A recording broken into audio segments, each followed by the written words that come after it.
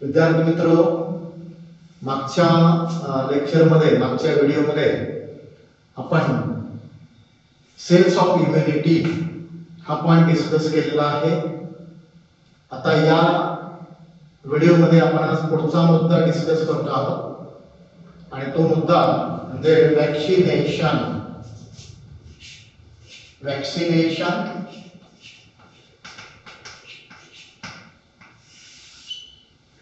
What is meant by vaccination? Vaccination म्हणजे नेमकं काय? तर वॅक्सिनेशनचा अर्थ असा आहे administration of vaccine or application of vaccine to protect our body from the action of pathogen, from the action of microorganism or disease producing microorganism. So this is the definition of vaccination. म्हणजे आपल्या शरीराचं संरक्षण करण्यासाठी, रोगजंतूचा नायनाट करण्यासाठी आपल्याला जे vaccine दिलं जातं त्याला म्हणायचं वॅक्सिनेशन, लसीकरण. मागच्या व्हिडिओमध्ये आपण डिस्कशन केलं होतं की आपल्याला कशी इम्युनिटी प्राप्त केली जाते किंवा इम्युनिटीचे वेगवेगळे प्रकार पाहिले होते. त्याच्यामध्ये इनेट इम्युनिटी आणि ॲक्वायर्ड इम्युनिटी पाहिलं होतं. मग ॲक्वायर्ड इम्युनिटीमध्ये वेगवेगळे प्रकार पाहिले होते. तर त्याच्यामध्ये आपण सांगितलं होतं ॲक्वायर्ड इम्युनिटी ऍक्टिव्ह पण असेल, पॅसिव्ह असेल, नॅचरल असेल किंवा आर्टिफिशियल असेल. तर जी इम्युनिटी आपण पाहतो किंवा आपल्यामध्ये जी इम्युनिटी डेव्हलप होते, आपण जी इम्युनिटी ॲक्वायर करतो, काही वेळेला ते इंजेक्शनच्या माध्यमातून, काही वेळेला वॅक्सिनच्या माध्यमातून, काही वेळेला आईकडून जे अँटीबॉडीज पास होतात त्याच्या मार्फत आपल्यामध्ये इम्युनिटी प्राप्त होते आपल्याला. मात्र इथं आपण लसीकरणाचा विचार करतो आहोत. लसीकरण म्हणजे काय? तर लस देणं. एखाद्या व्यक्तीला रोगजंतूच्या विरोधात लढण्यासाठी जी लस दिली जाते त्याला लसीकरण म्हणायचं, वॅक्सिनेशन म्हणायचं. Administration of vaccine against pathogen to protect our body is called as vaccination. Now what is vaccine? लसीकरण म्हणजे काय? लस देणं. मग लस म्हणजे काय? वॅक्सिन म्हणजे काय? काय असतं? बऱ्याच वेळेला आपल्याला वॅक्सिन लस हा शब्द आपण पाहिला, लसीकरण पाहिलेलं आहे. पण नेमकं लसीचा अर्थ काय होतोय?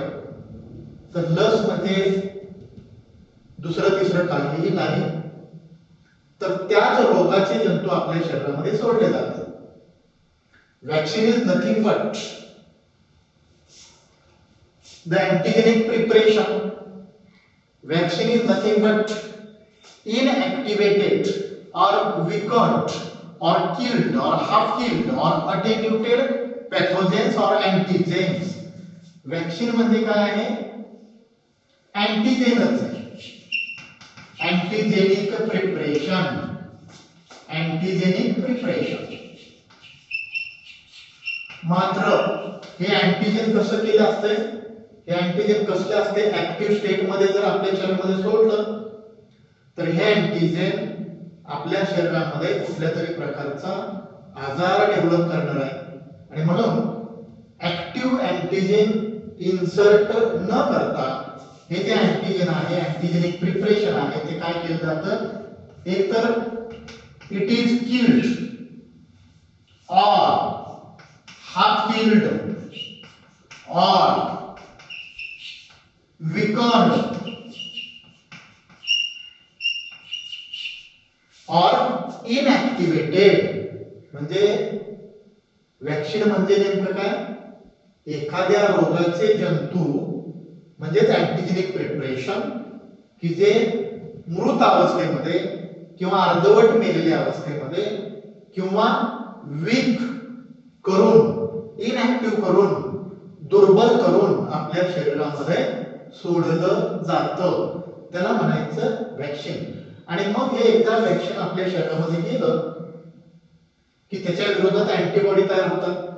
मग आपण पाहिले अँटीबॉडी काय करतात तर रोगजंतूपासून आपल्या शरीराचं संरक्षण करतात। आणि आपल्याला एक गोष्ट माहिती आहे, आपण मागच्या व्हिडिओमध्ये पण पाहिलेलं आहे की साधारणपणे आपली जी इम्युनिटी आहे, प्रतिकार शक्ती आहे, इम्युन पॉवर आहे, की जी इम्युन पॉवर, इम्युनिटी किंवा रेजिस्टन्स पॉवर आपल्याला रोगजंतूपासून बचाव करते, आपला बचाव करते किंवा आपल्याला प्रोटेक्ट करते, आपल्या शरीराचं संरक्षण केलं जातं रोगजंतूपासून। And this is the efficient system. Our immunity or our body's immune system is the efficient system to protect our body from the pathogen. आपल्या शरीराचं संरक्षण करण्यासाठी आपली प्रतिकार शक्ती सदैव तयार असते, की जी रोगजंतूच्या विरोधात लढून आपल्यामध्ये प्रतिकार शक्ती डेव्हलप करते किंवा आपल्याला संरक्षण पुरवते। But sometimes it happens that म्हणजे जरी आपली इम्युन पॉवर, प्रतिकार शक्ती रोगजंतू बरोबर लढून आपल्या शरीराचं संरक्षण करत असली तरी सुद्धा काही वेळेला असं घडतं, sometimes it happens that the microorganisms, sometimes it happens that the microorganisms destroy. Kaun destroy करता? Microorganisms, or we can say pathogens. Some pathogens, not all the pathogens, but some pathogens destroy, destruct, break, or overwhelm, destroy or break.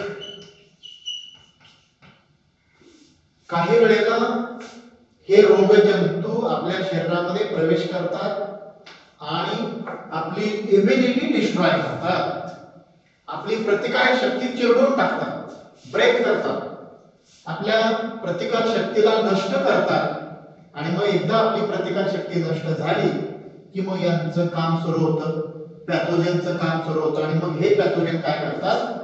It causes different types of ill effects on the person fall sick or we can say ill. आणि मग pathogen आपली immune power destroy केली की आपण आजारी पडतो, ती व्यक्ती आजारी पडते, त्या व्यक्तीमध्ये आजारीपणाची काही लक्षणं दिसतात। आणि मग ह्या आजारीपणाच्या लक्षणामध्ये it affect seriously and it creates some problems in our body. It means pathogen, हा पॅथोजन आपल्या शरीरामध्ये वेगवेगळ्या प्रकारचे प्रॉब्लेम्स क्रिएट करतो, की जे problems that problems cannot be recognized by our immune system. हे निर्माण झालेली जी गुंतागुंत आहे, आपल्या शरीरामध्ये जे काही दुष्परिणाम झाले आहेत, इल इफेक्ट्स आहेत किंवा त्याचे दुष्परिणाम आहेत, की जे दुष्परिणाम आपण किंवा आपली इम्युन पॉवर ओळखू शकत नाही, cannot recognize, cannot identify the problems which are produced by the pathogen. म्हणजे रोगजंतू आपल्या शरीरामध्ये जे प्रॉब्लेम्स क्रिएट करतो ते आपल्या इम्युन पॉवरला ओळखता येत नाही आणि त्याच्यामुळे आपल्या शरीराचं प्रोटेक्शन होत नाही। अशा वेळेला व्हॅक्सिनेशनची अत्यंत गरज असते। मी सांगितलं की प्रत्येक वेळेला व्हॅक्सिन दिलंच पाहिजे असं नाही, व्हॅक्सिन दिलं नाही म्हणून आपण रोगजंतू बरोबर लढत नाहीये का, आपली इम्युन पॉवर त्याच्या विरोधात काम करत नाहीये का? करते। Most of the time the immune power fight against pathogens, बहुतेक वेळेला आपली इम्युन पॉवर या रोगजंतू बरोबर लढत असते, पण काही वेळेला हे रोगजंतू over powers our immune system. बऱ्याच वेळेला किंवा काही वेळेला असं घडतं की ही रोगजंतू जे आपल्या शरीरामध्ये प्रवेशित झालेले असतात ते आपल्या प्रतिकार शक्तीच्या वर चढ होतात आणि मग आपल्यामध्ये काही सिक symptoms of illness are observed and these problems these symptoms cannot be recognized by our immune system.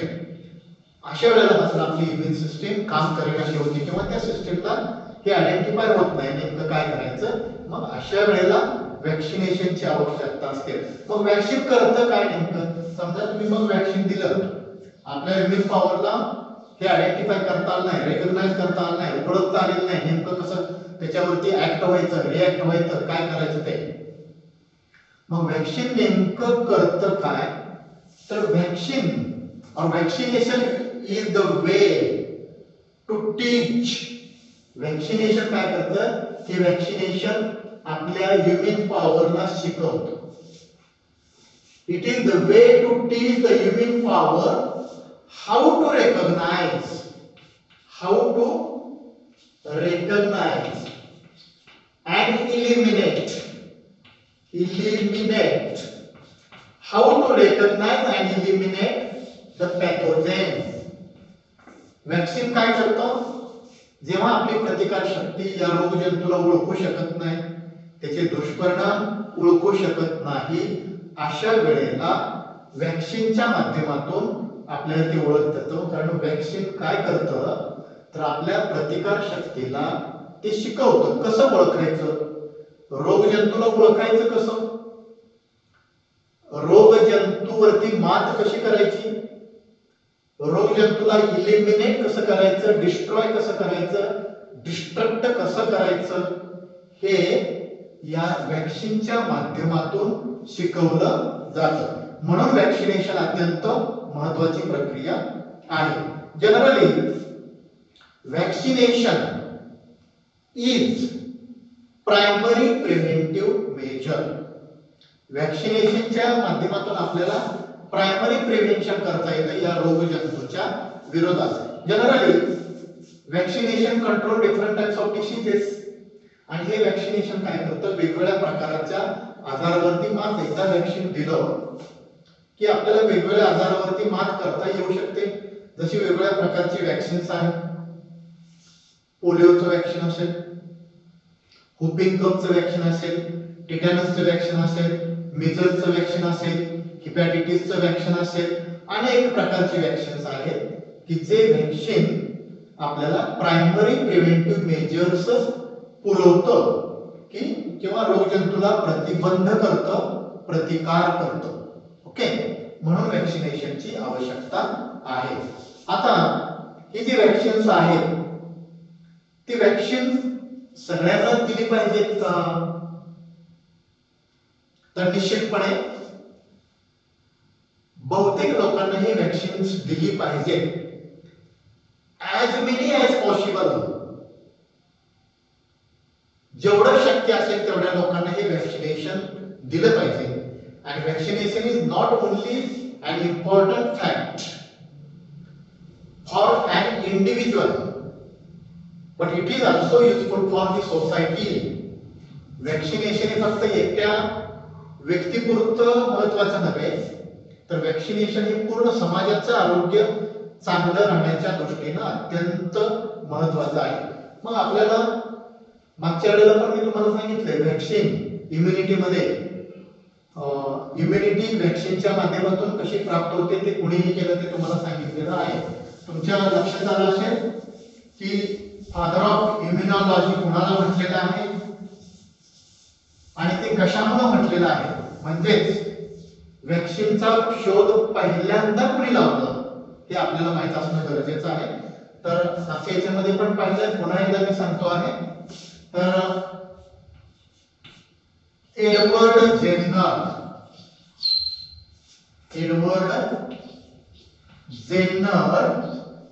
discovered the vaccine for the first time. The first vaccine was discovered and developed by Edward Jenner in 1796. 1796 ला पहिली लस शोधून काढली आणि ती पहिली लस कुणाच्या विरोधात होती तर आपण पाहिलेलं आहे मागच्या वेळेला स्मॉल स्मॉल पॉक्सच्या विरोधात एडवर्ड जेन्नरनं पहिली लस शोधून काढली की ज्या लशी मार्फत आपल्यामध्ये इम्युनिटी निर्माण केलेली आहे.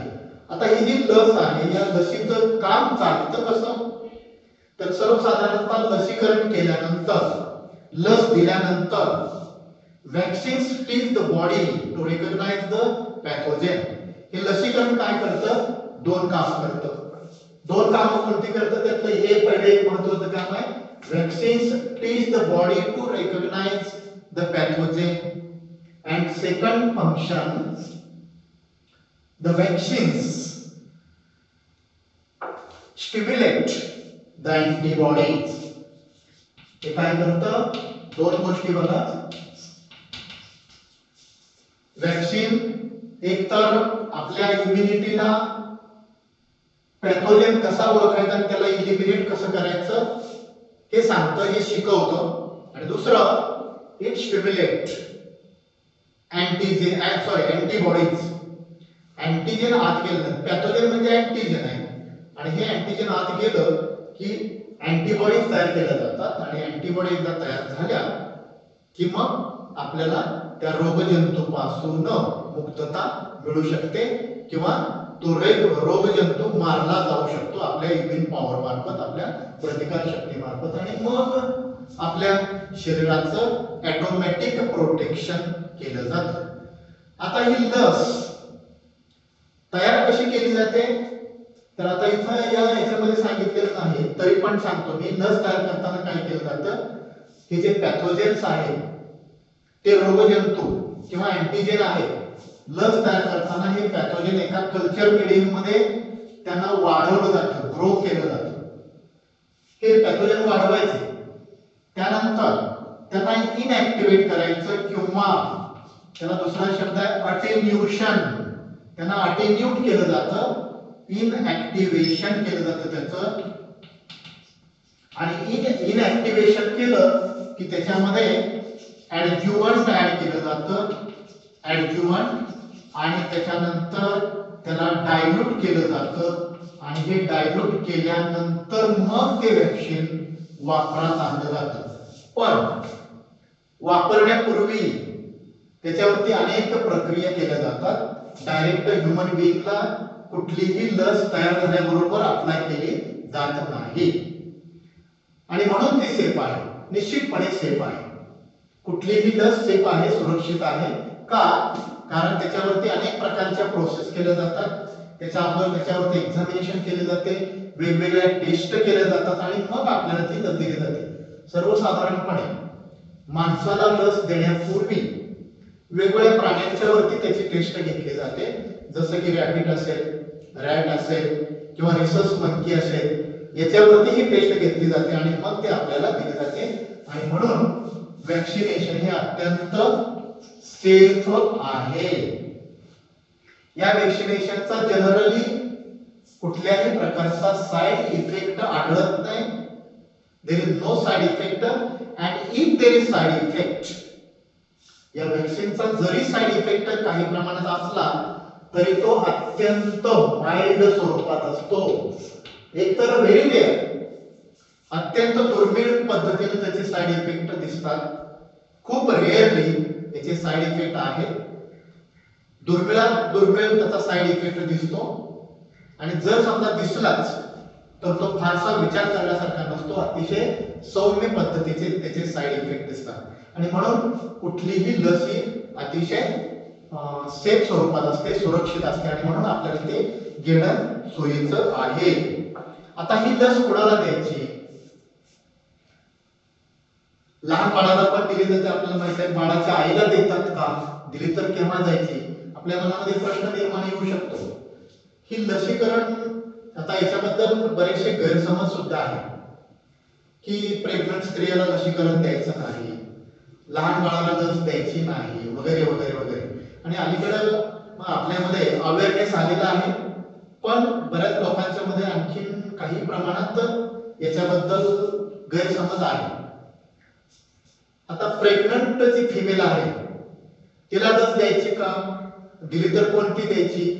सर्वसाधारणपणे प्रेग्नंट फिमेल मध्ये किंवा बिफोर प्रेग्नन्सी सुद्धा काही व्हॅक्सिन दिली जातात, जसं टिटॅनस आहे, त्यानंतर इन्फ्लुएन्झा आहे, फ्लूची लस दिली जाते इन्फ्लुएन्झाची, किंवा हुपिंग कफ आहे, टिटॅनस आहे, मिझल्स आहे. या लसी प्रेग्नंट फिमेल किंवा बिफोर प्रेग्नन्सी सुद्धा दिल्या जातात. आणि आफ्टर प्रेग्नन्सी, अर्थात आफ्टर प्रेग्नन्सी त्या बाळाला पण लस दिली जाते. तर बाळाला दिल्या जाणाऱ्या लसींची नावं आपल्याला कदाचित माहीत असतील.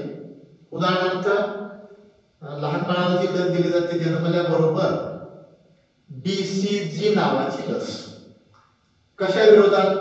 हुपिंग कफ, डिप्थेरिया आणि ट्युबरक्युलोसिस याच्या विरोधात ही BCG काम करते. आणि बाकीच्या पण लसी आहेत, उदाहरणार्थ हिपॅटायटिस ए आहे, हिपॅटायटिस B आहे, पोलिओ आहे. अशा अनेक प्रकारच्या लसी लहान बाळाला आपण देत असतो आणि त्याचं भविष्यात होणाऱ्या आजारापासून त्याला मुक्त केलं जातं, त्याच्या शरीराचं संरक्षण केलं जाऊ शकतं. ओके. आणखीन काही वेळेला समजा एखादी स्त्री आहे, प्रेग्नन्सी मध्ये पण तिला लस दिली जाते. मगाशी मी तुम्हाला सांगितलं काय काय स्त्रिया प्रवास करतात, म्हणजे आपला देश सोडून बाहेरच्या देशामध्ये जात असतात, तेव्हा सुद्धा त्यांना काही वेगवेगळ्या लसी घेणं गरजेचं असतं. म्हणजे त्यांना लस दिली की त्याच्या अँटीबॉडीज त्या बाळामध्ये उतरतात आणि जन्मापूर्वी समजा एखादी लस दिली किंवा जन्मल्यानंतर त्या स्त्रीच्या अँटीबॉडीज या तिच्या दुधामार्फत जर ब्रेस्ट मिल्क असेल, म्हणजे ब्रेस्ट फिडिंगच्या वेळेला आईमधल्या काही अँटीबॉडीज मुलामध्ये उतरतात आणि मग त्या मुलाला संरक्षण प्राप्त होतं. तर अशा पद्धतीने आपण लसीकरण म्हणजे काय, लस नेमकी काय करते, वेगवेगळ्या प्रकारच्या लसी कोणत्या, त्या लसी केव्हा द्यायच्या, याच्याबद्दल इथं आपण चर्चा केलेली आहे. पुढच्या व्हिडिओमध्ये आपण अँटीबॉडी, लसीमुळे काय होतं, अँटीबॉडी तयार होतात आपण बघितलं. आता अँटीबॉडी म्हणजे नेमकं काय हे आपल्याला पुढच्या लेक्चरमध्ये सविस्तरपणे पाहायचं आहे. अँटीबॉडी कोण तयार करतं, अँटीबॉडीची रचना कशी आहे, याची चर्चा आपण डिटेलपणे पुढच्या व्हिडिओमध्ये करणार. तो आपण इथं